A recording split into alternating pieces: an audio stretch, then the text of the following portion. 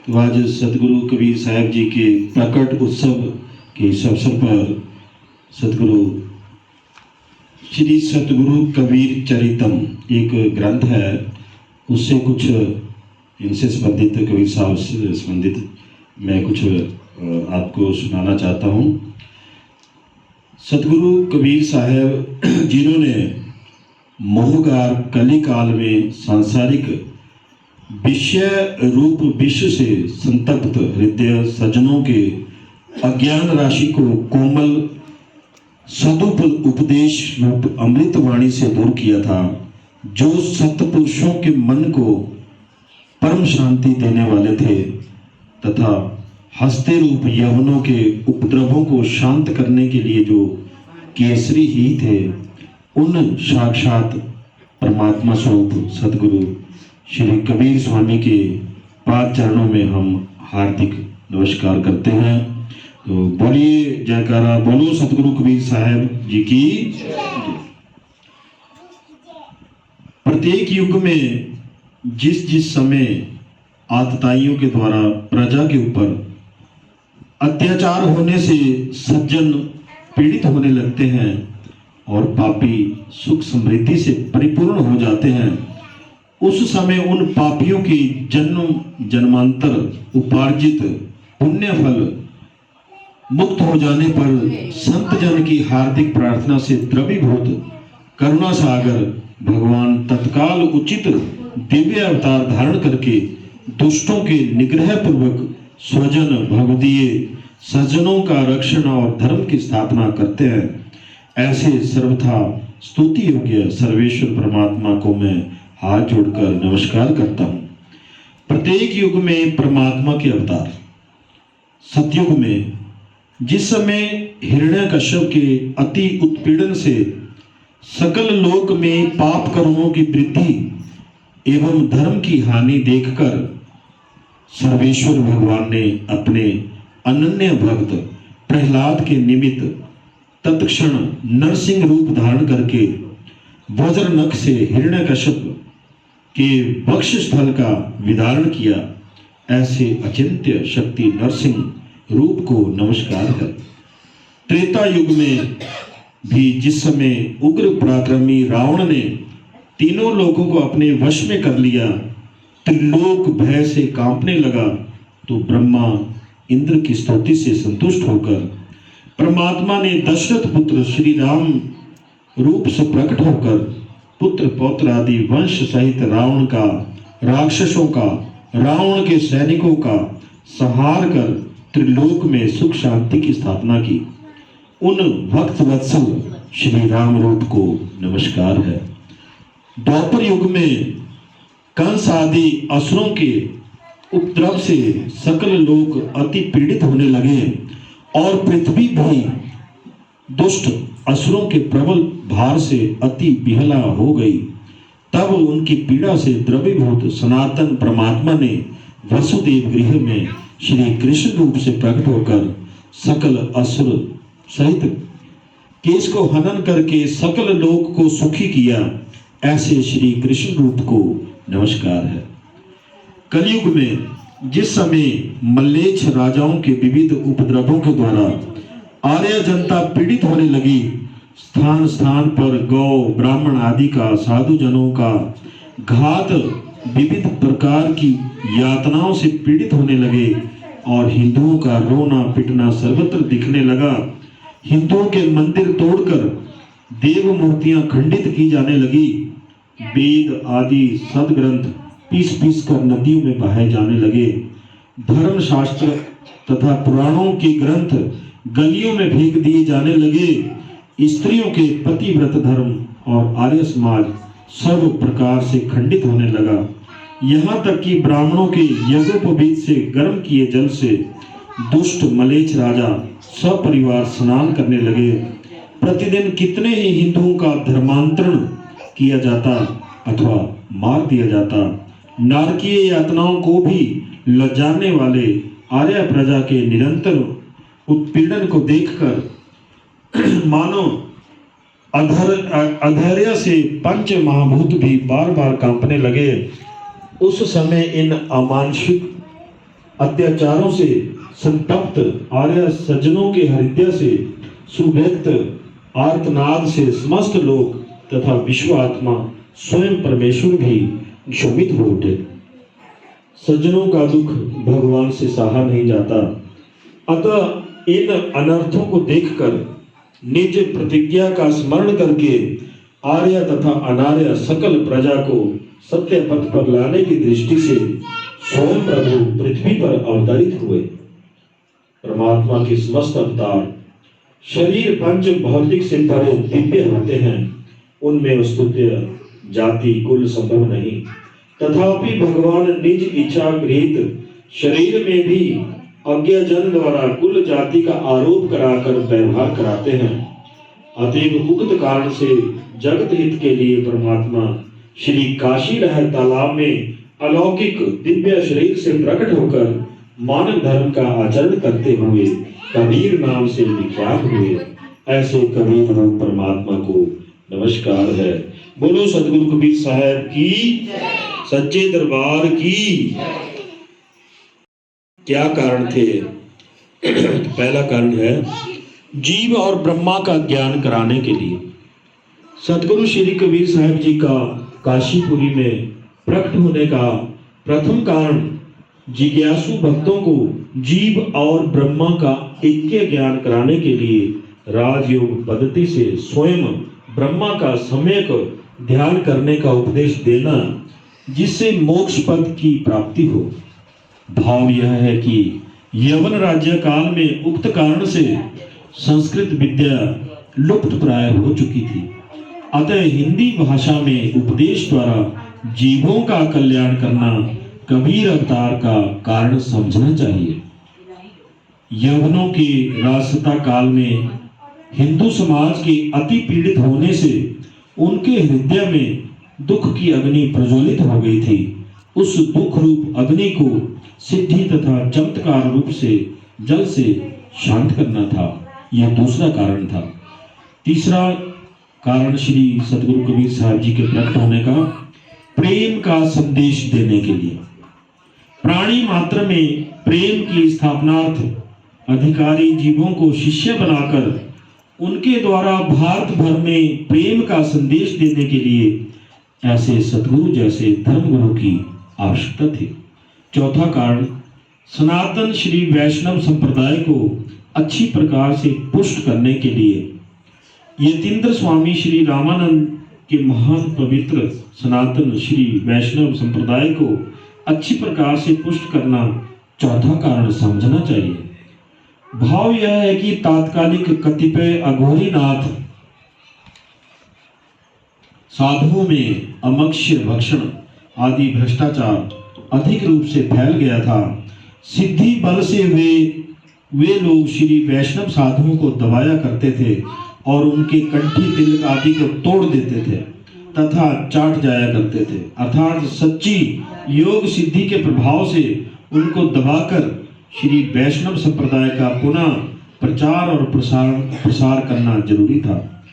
पांचवा कारण श्री कबीर साहिब ने द्वापर युग में कृतात्मा भक्त सुदर्शन को उनके माता पिता को मोक्ष देने का वचन दिया था, उस वचन का पालन करना पांचवा कारण था। छठा कारण श्री कबीर साहब जी ने भक्त सुदर्शन के माता पिता को आकाशवाणी द्वारा बोध देकर आत्मघात करने से रोका था, अतः पहले उनके घर जाकर ज्ञान उपदेश करना छठा कारण था। सातवां कारण कमाल तथा कमाली को पूर्व जन्म में मोक्ष देने का वचन दिया गया था, उस वचन का सर्वथा पालन करना सातवां कारण कहा जाता है। आठवां कारण उत्तर प्रदेश बस्ती जिला में गोरखपुर के समीप मगहर नामक गांव में पापी अथवा धर्मात्मा कोई भी प्राण त्याग करे तो उसे गधा योनि में जन्म लेना पड़ता था। इस प्रकार के भ्रमात्मक कलंक को दूर करना था, अतः भगवान के ज्ञानी भक्त चाहे जहां भी प्राण त्याग करे सर्वथा युक्त है, सर्वथा मुक्त है। इस बात को लोक में प्रसिद्धि करना आठवां कारण था। इसके अलावा सतगुरु कबीर साहब जी की बहुत परीक्षाएं ली गई शेख तकी द्वारा। जो शेख तकी जो सिकंदर बादशाह का पीर था, गुरु था, वो बहुत ईर्ष्या करता था सतगुरु कबीर साहब जी से, क्योंकि सिकंदर जो राजा था, जो बादशाह था, अपने साथ सिंहासन पर उनको बैठाता था सतगुरु कबीर साहब जी को। इसलिए जो उनका पीर था सिकंदर जी का, राजा सिकंदर का, शेख तकी, वो उनसे बहुत ईर्ष्या करता था, बहुत जलता था कि मुझे कभी अपने साथ नहीं बैठाते बादशाह, और इनको सतगुरु कबीर साहब को अपने साथ अपनी बराबरी में बैठाते हैं। तो इन्होंने बड़ी भारी इनकी परीक्षाएं ली, बहुत परेशान किया, बहुत कष्ट दिए सतगुरु कबीर साहब जी को। सिकंदर बादशाह का असाध्य रोग केवल कर कमलों के स्पर्श मात्र से ठीक किया। सिकंदर बादशाह इनका भक्त बन गया। बादशाह सतगुरु कबीर साहब के प्रति बहुत श्रद्धा भाव रखता था और कबीर साहब जी को माननीय राज सिंहासन पर बिठाता था। बादशाह सिकंदर के राजगुरु पीर शेख तकी को सतगुरु कबीर साहब से ईर्ष्या होने लगी। तो एक दिन फकीर को इतना मान सम्मान मिलता देख शेख तकी जो है सतगुरु कबीर साहब को नीचा दिखाने के लिए दिन रात योजनाएं बनाने लगा, तरकीब बनाने लगा, सोचने लगा कि एक म्यान में दो तलवारें कैसे रह सकती है। तो एक दिन उसने क्या किया, शेख तकी जो सिकंदर का जो गुरु था, काशी के सभी काजी पीर मौलवी फकीरों के साथ लेकर जो है सिकंदर बादशाह के दरबार में सतगुरु कबीर की शिकायत को लेकर पहुंच गया और बादशाह से कहने लगा, सिकंदर बादशाह से, कि हे जहांपना, कबीर इस्लाम धर्म की निंदा करते हैं, हमारे पीर पैगंबरों को नीच मलेच्छ कहकर पुकारते हैं और मुस्लिमों का अपमान करते हैं, अपने आप को खुदा कहते हैं, मैं खुद खुदा हूँ, कृपया इंसाफ करें। तो सिकंदर बादशाह ने पूछा कि कबीर जी क्या ये बातें सत्य है? तो कबीर जी ने कहा, बड़ी निर्भीकता से कहा, निडर होकर कहा, हाँ महाराज, ये सारी बातें सत्य है, इसमें कोई संशय नहीं। तो बादशाह ने कहा कि क्या आप स्वयं खुदा अल्लाह है? तो कबीर साहब ने कहा कि मैं साक्षात खुदा परमेश्वर हूँ, यह बात त्रिकाल सत्य है। तो पुनः बादशाह ने कहा कि यदि आप खुदा हैं तो मैं एक गाय का कत्ल करवाता हूँ, आप उस गाय को जीवित कर दीजिए। बादशाह ने गाय का कत्ल करवाया। सतगुरु कबीर जी उस निष्प्राण गाय के समीप जाकर नजदीक गए और ध्यान करके बोले, हे गौ माता, कबीर के नाम से तुम जीवित हो जाओ। और इतना बोलते ही गाय उठकर खड़ी हो गई और सतगुरु कबीर साहब जी के चरण कमल चाटने लगी। कहावत भी है कि चमत्कार को नमस्कार है। तो शेख तकी ने सिकंदर बादशाह के कान भरे, कान में कहा, क्या कहा कि सतगुरु जो कबीर स्वामी है, यंत्र मंत्र आदि के द्वारा भूत प्रेतों अर्थात शैतानों को वश में करके अपना चमत्कार दिखाते हैं, मैं उनकी अच्छी तरह से परीक्षा करके निश्चय करूंगा। तो आगे है गज परीक्षा। काजी शेख तकी की बातें सुनकर बादशाह सिकंदर धर्म संकट में पड़ गया और विचार करने लगा कि प्रथम तो ये मेरे जो पीर है गुरु शेख तकी हैं, दूसरी तरफ मेरा असाध्य रोग ठीक करने वाले, मिटाने वाले श्री सतगुरु कबीर स्वामी जी हैं, दोनों ही मेरे लिए तो मान्य हैं। इस प्रकार बादशाह दुविधा में पड़ गए और मन में घबराहट होने लगी और विचार करने लगे कि अब क्या करना चाहिए। इतने में सतगुरु कबीर साहब बादशाह के दरबार में पहुंच गए और बादशाह का उदास चेहरा देखकर, उदास मुख देखकर अपनी दिव्य शक्ति से सब समाचार तथा बादशाह की मनोदशा जानकर शांतिपूर्वक मधुर वाणी में बोले कि हे राजन, मेरा शरीर दिव्य तेजोमय है, ये ना तो कट सकता है और ना ही किसी प्रकार से जल सकता है, एवं ये जो मेरा शरीर है सर्वथा निर्विकार है, अर्थात इसको कोई भी किसी भी प्रकार से नाश नहीं कर सकता। अतः आप इस विषय में किंचित भी चिंता ना करें और शेख तकी की यथेष्ट मेरी परीक्षा कर ले। इसके पश्चात सतगुरु कबीर स्वामी जी काजी के कहे अनुसार राजमहल के मध्य चौकन्ने में बैठ गए। तब सबको देखते देखते सतगुरु को मरवा डालने की नीयत से मदमस्त हाथी छोड़ दिया गया। प्राण घातक मदमस्त हाथी को अपने सामने आता हुआ देखकर श्री कबीर स्वामी जी ने अपनी दिव्य शक्ति से अपनी दोनों बगल में उस हाथी को भय दिखाने के लिए, डराने के लिए दो भयंकर सिंहों को प्रकट किया, शेरों को प्रकट किया। मदमस्त हाथी अपने सामने दो विकराल सिंहों को देखकर भय से अत्यंत कंपित होकर पूंछ उठाकर लीद करता हुआ, अपना गला टेढ़ा करके देखता हुआ वहां से ऐसे भागा जैसे ये दोनों सिंह, दोनों शेर उसके प्राण लेने के लिए उसके पीछे तो नहीं आ रहे हैं। शेख तकी की इस चाल से प्राण तो क्या, कबीर साहब का एक रोम भी बांका नहीं हुआ। दूसरी जो परीक्षा थी, मध्य गंगा में डुबाने की कोशिश। लोहे की मजबूत और बहुत ही वजनदार जंजीर से बांधकर कबीर के सारे अंग बांधकर एक भारी जंजीर गले में डाल दी और काजी की आज्ञा से सिपाही लोग सतगुरु को नाव के द्वारा मध्य गंगा के पूर्व जल में ले जाकर डुबो दिए गए।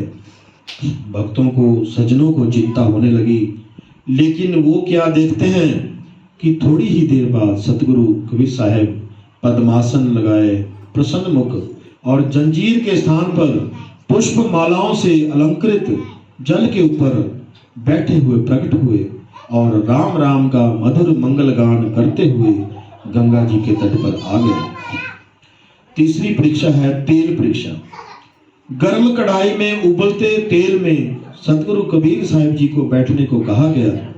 सतगुरु कबीर साहब उबलते गर्म तेल में ऐसे बैठ गए जैसे कोई ठंडे पानी में मौज से बैठा हो, आनंद से बैठ गए। जलने की तो बात क्या, उनका तो एक रोम भी भंग नहीं हुआ। तब काजी ने बादशाह से कहा, श्री कबीर स्वामी ने मंत्र से अग्नि को बांध दिया है, ये जादूगर है, इस कारण से बहुत गर्म तेल तो था, वो भी पानी के समान शीतल ठंडा हो गया। तो राजा ने स्वयं तेल चेक करना चाहा कि गर्म है या ठंडा। सतगुरु कबीर जी ने राजा का मनोभाव देखकर कहा, हे राजन, आप इस तेल में उंगली ना डालिए। सतगुरु इतना अभी बोल ही रहे थे कि बादशाह ने तेल में उंगली डाल दी और उंगली तेल में पड़ते ही बादशाह तुरंत जोर से आक्रोश करता हुआ, चिल्लाता हुआ भूमि पर गिर पड़ा और उंगली पर से चमड़ा, रक्त, मांस सब निकल गए तथा अति पीड़ा से बादशाह जो सिकंदर मूर्छित हो गया। बादशाह को मूर्छित देखकर दया सागर सतगुरु श्री कबीर साहब जी शीघ्र कड़ा से बाहर आकर अपने कर कमलों से बादशाह की उंगली को स्पर्श किया, ठीक किया। घाव का चिन्ह भी नहीं रहा और पीड़ा भी दूर हो गई। शेख तकी बहुत लज्जित हुआ, बहुत शर्मिंदा हुआ और सज्जन लोग इस सिद्धि चमत्कार को देखकर बहुत प्रसन्न हुए। इसके बाद बादशाह सतगुरु कबीर जी को साथ लेकर दिल्ली को रवाना हुए और प्रयागराज के त्रिवेणी घाट पर डेरा डाला और स्नान आदि किया, भोजन किया। तभी देवयोग से एक घटना घटी। मरे हुए बालक को जिंदा करना। पश्चिम दिशा से गंगा जी में एक बालक का एक शव बहता हुआ दिखाई दिया। बालक को जिंदा कर दे तो मैं मान जाऊंगा कि आप खुदा है। देखो शेख तकी ने क्या कहा कबीर साहब से कि आप इस मृत बालक को जिंदा कर दें तो मैं मान जाऊंगा कि आप खुदा है। तो श्री कबीर साहब जी ने कहा कि आप गाजी, पीर, पैगंबर, मुल्ला सब मिलकर इस बालक को जिंदा कर दो तो बहुत अच्छा हो।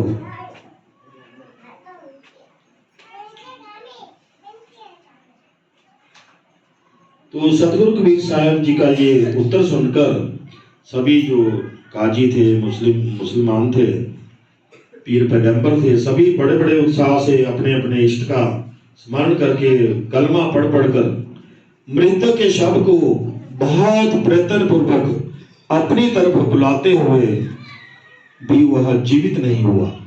उनके सारे प्रयास निष्फल हो गए, बेकार हो गए। तब सिकंदर बादशाह ने कहा, सतगुरु कबीर साहब जी, आप इस बालक को जिंदा कर दो, मैं आपसे प्रार्थना करता हूँ। तो सतगुरु श्री कबीर जी ने तत्काल अपना हाथ ऊंचा करके शव को इशारा किया और कहा, हे चेतन रहित निर्जीव शव, यहाँ आओ। हे जीवात्मा चेतन देव, तुम जहां हो वहां से आकर इस शरीर में अभी प्रवेश करो। इतना कहते ही शरीर में चेतना आ गई। मृत बालक जीवित होकर सतगुरु के पवित्र चरण कमलों में साष्टांग दंडवत प्रणाम करने लगा। सतगुरु ने अपना हाथ ऊंचा उठाते हुए उसके हृदय में सर्व शक्ति और सिद्धियों से युक्त तेजोमय प्रकाश डाल दिया। राजा ने सतगुरु से कहा कि आज तो आपने बड़ा कमाल कर दिया। इसलिए सतगुरु ने उसका नाम कमाल ही रख दिया। जैसे हनुमान जी प्रभु श्री रामचंद्र जी के प्रमुख भक्त हुए हैं, वैसे ही सर्वगुण संपन्न कमाल श्री कबीर स्वामी जी के शिष्यों में प्रधान शिष्य हुए हैं।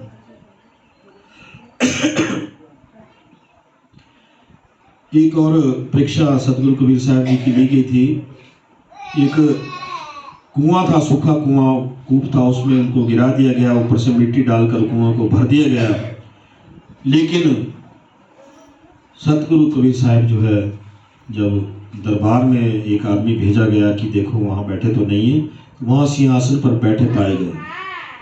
इसके बाद आग में भी जलाने की उनको कोशिश की गई। सूखी लकड़ियों के ढेर पर कबीर साहब को बैठाया गया और आग लगा दी गई। तो शेख तकी ने एक आदमी को राजा सिकंदर के दरबार में भेजा कि देख के आओ कि कबीर साहब के दरबार में तो नहीं बैठे हुए। और उस आदमी ने आकर सूचना दी शेख तकी को कि हाँ महाराज, सतगुरु कबीर साहब तो दरबार में सिंहासन पर विराजमान है। तो बोलिए सतगुरु कबीर साहब की। निद्रा में तलवार से काटने का भी प्रयास किया गया। नींद में जब सतगुरु कबीर साहब थे तो जो शेख तकी था, जो ईर्ष्या करता था उनसे, उसने जो है निद्रा में सतगुरु कबीर साहब को काटने का प्रयास किया। लेकिन तलवार जो है गर्दन के आर पार हो गई, लेकिन खून नहीं निकला और ना ही गर्दन कटी, क्योंकि कबीर साहब का तो दिव्य शरीर था। तोप के सामने भी उनको खड़ा करके मारने की कोशिश की, लेकिन उनको कोई नुकसान नहीं पहुंचा। तो साध संगत जी, इस प्रकार 52 बार सतगुरु कबीर साहब जी को मारने की कोशिश की गई, उनको कष्ट दिया गया, लेकिन वो हर बारी जो है बिल्कुल बच निकले, चमत्कार किया। 52 कसनी नामक एक ग्रंथ है, उसमें ये विस्तार से सारी घटनाएं दी गई है। इस प्रकार शेख तकी ने जो है सतगुरु कबीर स्वामी जी की 52 बार परीक्षा की, 52 बार परीक्षा की, कष्ट दिए, और उन सब परीक्षाओं में वो उत्तीर्ण हुए, अर्थात सर्वथा विशुद्ध खुदा रूप ही साबित हुए और अग्नि में तपाए हुए स्वर्ण के समान दीप्तिमान हो गए। अर्थात इन कसनियों ने सतगुरु का बाल भी बांका नहीं हुआ, बल्कि इस जगत में उनकी जो है पहले से भी ज्यादा और भी विशेष रूप से ख्याति हुई, प्रसिद्धि हुई। एक दिन क्या हुआ कि सिकंदर बादशाह का जो पीर था, जो शेख तकी था, बड़े उदास मन से बैठा था, क्योंकि उसकी जो बेटी थी उसकी मृत्यु हो गई थी और वह उसे कब्र में दफना के आया था। बेटी की याद आ रही थी, तभी अचानक उन्हें सतगुरु कबीर साहब का ध्यान आया। दौड़कर उनसे मिलने चले गए और कहा कि सतगुरु कबीर साहब से कहा शेख तकी ने कि आप मेरी बेटी को जिंदा कर दो, तो मैं तुम्हें आज से ही खुदा अल्लाह मान लूंगा। श्री सतगुरु कबीर साहब जी ने कहा कि तुम मुझे खुदा मानो या ना मानो, मुझे इससे कोई फर्क नहीं पड़ता। बादशाह सिकंदर ने भी श्री कबीर साहब से प्रार्थना की कि शेख तकी की बेटी को जिंदा कर दो, तो इनके मन में आपके प्रति जो द्वेष है, जो ईर्ष्या है, जो जलन है, वो समाप्त हो जाएगी। तो बादशाह के कहने पर श्री सतगुरु कबीर साहब जी ने शेख तकी की बेटी को उस कब्र में से बाहर निकाला, उसको जिंदा किया और उसे शुभ आशीष भी दिया और दिव्य शक्ति उसके हृदय में प्रविष्ट कर दी, जिससे उसे पूर्व जन्म का भी पता चल गया और वो उपदेश देने लगी। और यही शिष्या, यही जो लड़की थी जो जिंदा हुई थी, इसका नाम कमाली था और ये सतगुरु कबीर साहब की शिष्या बन गई, उन्हीं के पास रहने लगी। तो बोलिए जयकारा, बोलो सतगुरु कबीर साहब झंडा महाराज की।